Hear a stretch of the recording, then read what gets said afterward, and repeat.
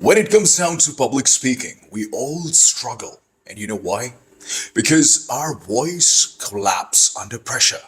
When we are interacting with people of high class, intelligence, and at times a lot intimidating, we tend to lose focus from our vocal cords. Resulting, we start speaking very fast. We start using a lot of filler words, and we do some certain mistakes that will cost us either our career, our job, or potential investments for our business. In this video, I'm going to reveal 7 things that you must do and 7 things that you must not do when you're about to deliver a public speech. And you know what? The middle of each of these are absolutely crucial. And I would want you to take the opportunity and drop a comment. Where are you watching this video from? And also, if you are new here, subscribe because I'm going to be delivering things about the vocal authority in the coming videos as well. The first thing that you must not do is when you are about to open up this speech, you get to the stage and you start speaking immediately. That'll trigger one thing in the listener's mind that you are nervous. Because the person who stays on the stage and is silent is the one who is possessing a lot of power. People who are not having a lot of power and are weak mentally, they start to speak immediately. That's the first thing that you must not do. Second thing that you must not do is open with the usual pattern. Start, hello, hi, my name is this, I'm going to be delivering this, can you hear me, is the mic working? All of these things, they're working against you. There's one more thing that you must not do is do not over-explain the things that you have said. A lot of times, this triggers something unbelievable in the listener's mind, and that is that the person who's speaking on the stage is nervous. Why do you over-justify or over-explain? It's because that you're scared that people probably would have some doubts about your content. And trust me when I say this, it's better to have some people stayed in doubt rather than you try to impress everyone in the crowd.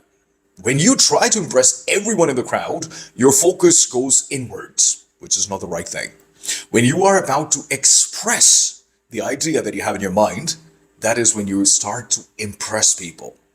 Expression of the idea done brilliantly would impress the audience to the maximum impact. Point number 3.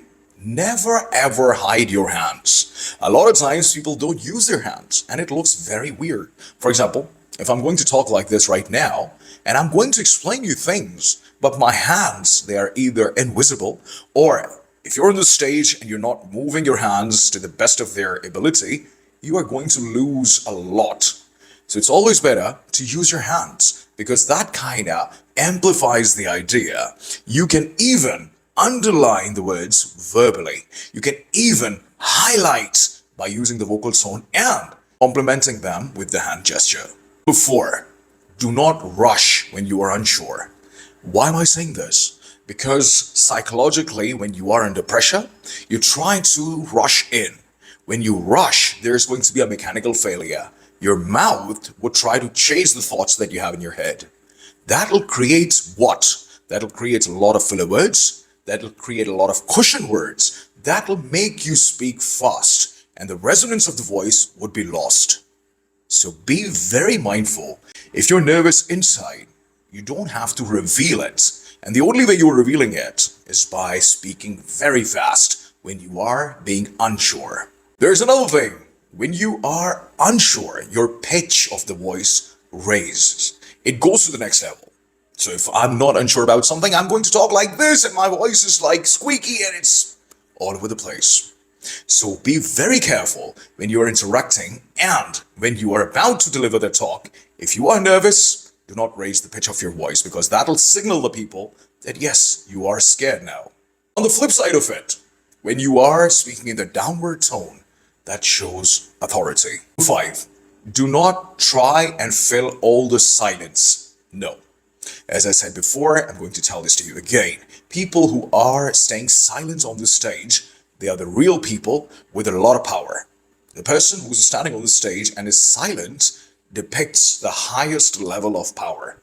The person who is kind of scared of the silent moment on the stage is the person that signals, I am weak.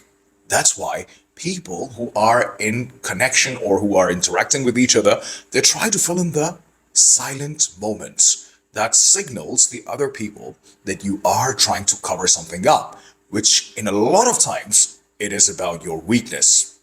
So if there's a moment of silence on the stage, stay silent. If there's a moment when you need to pause, pause. Number 6, don't look around too fast. When you move too abruptly and you move too much and you move too fast, that's going to be a problem.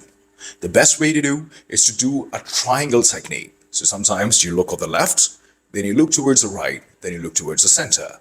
Then you look towards the left, right, and center.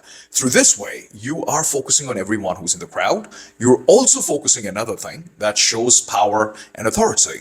You try to keep everyone in the frame. A lot of times it happens that we kind of get stuck on a certain segment because that segment is sending out the positive vibes. So we try not to deviate from them by keep going back to them. That is not the right way. So subtle movements, subtle motion always tells the people that you are in full control and you know what you're talking about. Number 7, don't end weakly. A lot of times people are not focused too much on their endings. Rather, they're very much focused on their beginning and on the meat, which is the main content. They tend to forget the ending of the speech. In order to give a brilliant impact, you got to start brilliantly and end amazingly. Everything in between, that will be remembered because of these two things. Other things that you must do while delivering a speech in front of the crowd. Number 1, speak in cognitive chunks. Now what that means, if you have spoken for 3 seconds straight or 5 seconds straight, take a pause.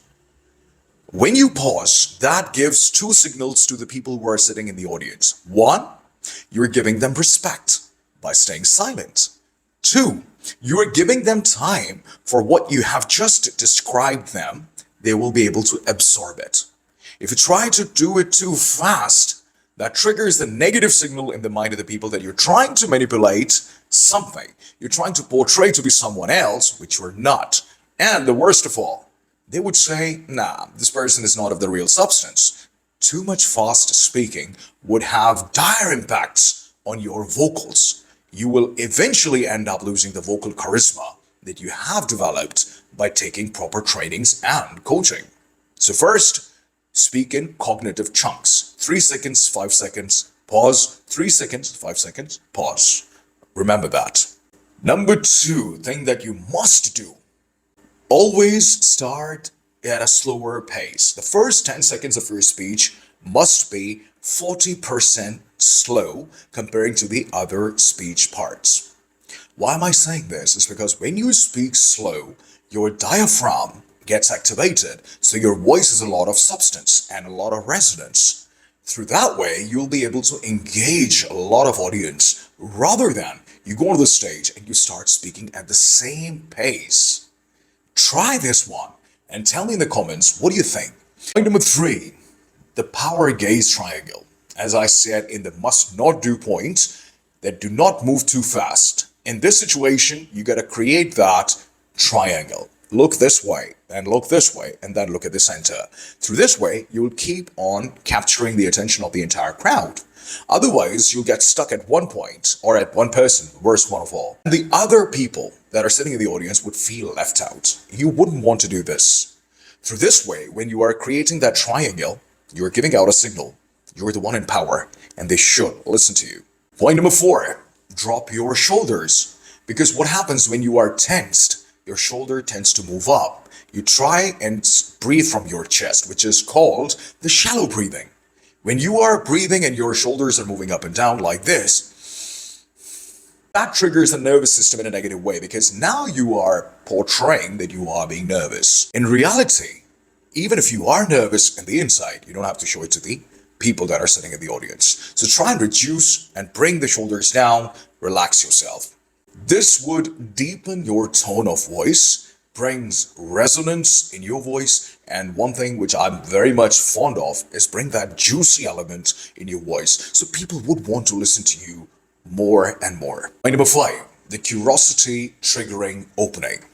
For example, if somebody comes up to the stage and says, we're going to talk about public speaking and how exactly you can be a better public speaker. It's a very usual and a boring opening for a speech. Instead, if you'd say something like this, in the next 10 minutes, I will unveil 3 secrets that made me a brilliant public speaker. Through those 3 secrets, I overcome my public speaking fear. Because it has numbers, not because it has that intriguing impact, people would lean in to listen to you with more enthusiasm and zeal. And number 6, master the pause. You always try and pause before you drop the brilliant line, or once you have dropped the brilliant line, you gotta take a pause afterwards. That creates an audio anchor. That anchor would want people to listen to you more. The anchor would make a significant impact on that particular word or line from which you have either taken the pause afterwards or before delivering that line, you have taken the pause. Pauses are something that are extremely important in the field of public speaking. Point number 7, command your sentences by dropping the tone once you end the sentence. The mistake normally people make is they end their sentences in an upper inflection. As I was saying, as you know. No, that's wrong. As I was saying, you must know. When you do the downward inflection, people are gonna lean in because the person who does the downward inflection shows that he or she is the real authority holder. They know what they're talking about. If you've seen this video till here, I would like to tell you that if you would want 30-day calibration programs that I run once a month, in which I take a certain group of people that are either CEOs, lawyers, advocates, they're either surgeons, politicians as well, and they want their vocal calibration to be done remarkably well. All you gotta do is drop me a comment saying 30YT. YT is the YouTube, 30 is 30-day calibration. My next batch is starting from the first week of May. If you would like to take part, simply drop me a comment. My team will get back to you and we'll get the ball rolling. Don't forget to subscribe. See you in the next one. Thank you.